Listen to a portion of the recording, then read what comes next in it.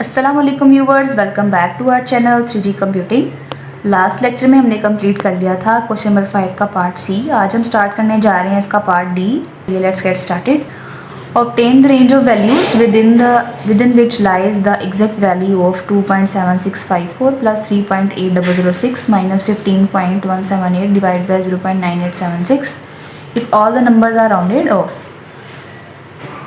Late करते हैं x1 की वैल्यू को 2.7654, x2 की वैल्यू को 3.8006 एंड x3 की वैल्यू को 15.178 एंड x4 की वैल्यू को 0.9876। साथ ही इनके जो कॉरस्पॉन्डिंग एरर्स हैं वो भी हम लिख लेते हैं। e1 इज इक्वल्स टू 1/2 या 0.5 मल्टीप्लाई बाय 10 पावर 1 2 3 4 10 पावर -4।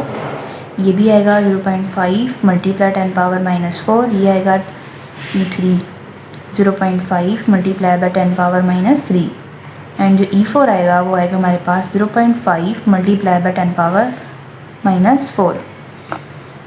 अब इस क्वेश्चन में हमारे पास एक्यूमुलेशन इन एडिशन यूज़ हुआ है एंड सब्ट्रैक्शन भी यूज़ हुआ है and error accumulation and division use हुआ है।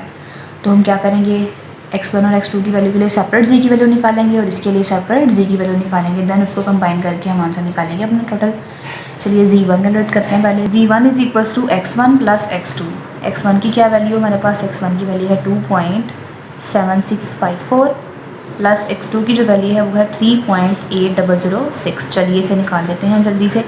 ये आ रहा है हमारे पास 6.566।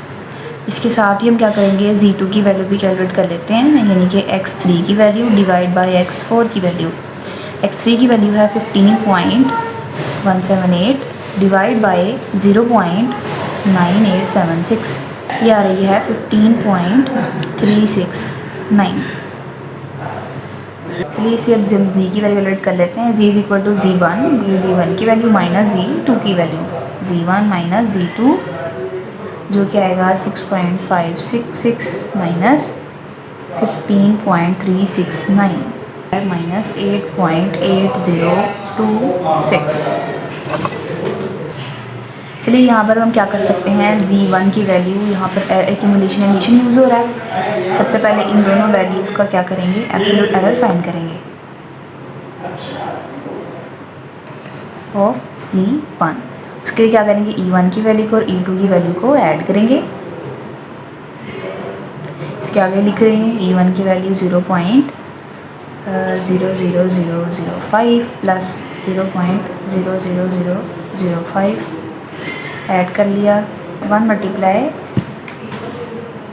10 पावर -4 यानी कि 0.0001। चलिए अब हम कैलकुलेट करते हैं इसका रिलेटिव एरर ऑफ z1। कैसे कैलकुलेट करेंगे, एब्सोल्यूट एरर की वैल्यू को लेंगे of z1 divide by z1 की वैल्यू की पॉजिटिव वैल्यू के साथ। चलिए z1 की वैल्यू क्या आई थी, हमारे पास आई थी 6.566 और जो एब्सोल्यूट एरर 1 निकला है वो है निकला हमारे पास 0.0001। डिवाइड करते हैं, ये आ रहा है हमारे पास 1.5229 मल्टीप्लाई 10 पावर -5। चलिए अब ये हमने कंप्लीट कर लिया पोर्शन। अब हम इस पोर्शन को स्टार्ट करते हैं। यहाँ पर error accumulation in division use हो रहा है, तो हम क्या करेंगे, सबसे पहले कैलकुलेट करेंगे इसका relative error of z2 find करेंगे पहले। क्योंकि एक्यूमुलेशन इन डिवीजन यूज़ हो रहा है तो पहले रिलेटिव एरर निकलेगा, देन निकलेगा हमारे पास इसका एब्सोल्यूट एरर। चलिए क्या करेंगे, सबसे पहले e1 में यहाँ पर आएगा e3 की value divide by x3 plus e4 divide by x4। यहाँ पर लिख लेते हैं, e की वैल्यू है 0.0005 डिवाइड बाय जो x3 की वैल्यू वो है 15.178 प्लस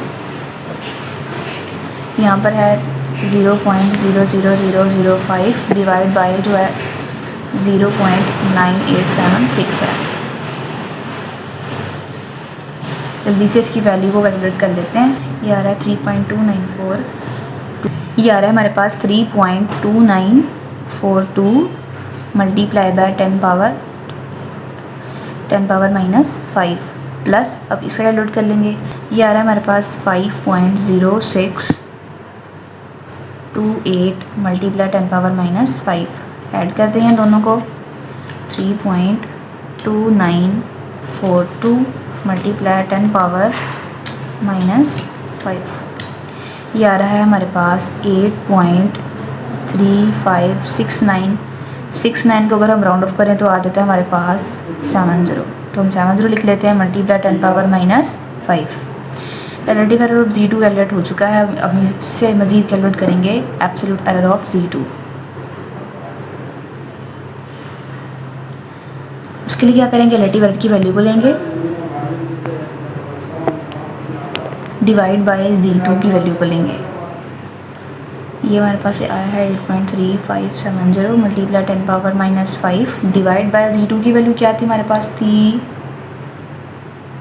ये वाली 15.369 डिवाइड बाय, इसी को हम डिवाइड में रख लेंगे, डिवाइड बाय 15.369, ये आ रहा है 5.4376 मल्टीप्लाई 10 पावर माइनस 6। यहाँ पर कैलकुलेट किया है हमने एब्सोल्यूट एरर ऑफ Z2 को। कैसे कैलकुलेट करेंगे, रिलेटिव एरर ऑफ Z2 की वैल्यू को लेंगे, मल्टीप्लाई करेंगे Z2 की वैल्यू के साथ। यहाँ पर हमने वैल्यू ले लिया है रिलेटिव एरर की और यहाँ पर ले लिया Z2 की वैल्यू को, इन दोनों को मल्टीप्लाई किया तो जो हमारे पास आंसर आया वो है 1.2843। 3 को हम 4 भी लिख सकते हैं राउंड ऑफ करके, 1.2844 मल्टीप्लाई बाय 10 पावर माइनस 3। अब हमारा जो लास्ट काम है करने वाला वो ये है कि हम दोनों के एब्सोल्यूट एरर्स को प्लस करना और दोनों के रिलेटिव एरर्स को प्लस करना। तो यहाँ पर हम लिखेंगे रिलेटिव एरर या एब्सोल्यूट एरर ले लेते हैं पहले, absolute error of Z will be equal to absolute error of Z1 plus absolute error of Z2। Absolute error of Z1 हमारे पास क्या आएगा, उसकी वैल्यू हमने कैलकुलेट की थी पहले, 0.0001 प्लस Z2 की वैल्यू क्या है हमारे पास, रिलेटिव एरर एब्सोल्यूट एरर की, ये हमने कैलकुलेट किया, ये आया है 1.2844 मल्टीप्लाई बाय 10 पावर माइनस 3। इसमें हम ऐड कर देंगे 0.001 प्लस 0.1, यह आया है 1.3843, 1.3844 लिख लेते हैं मल्टीप्लाई 10 पावर माइनस 3। अब जो हमारे पास रिलेटिव एरर ऑफ Z वो कैसे निकलेगा, वो निकलेगा relative error of Z1 plus relative error of Z2।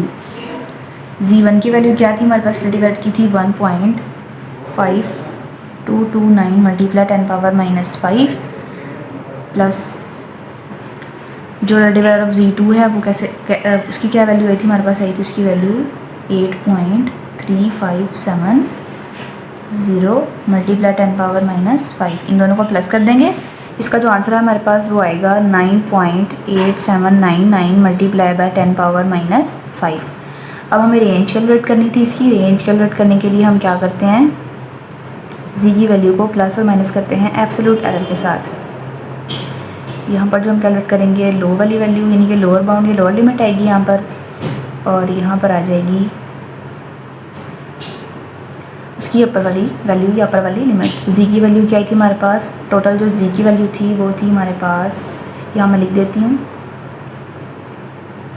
-8.8026 and जो एब्सोल्यूट एरर की वैल्यू है Z के वो हमारे पास ये वाली वैल्यू है।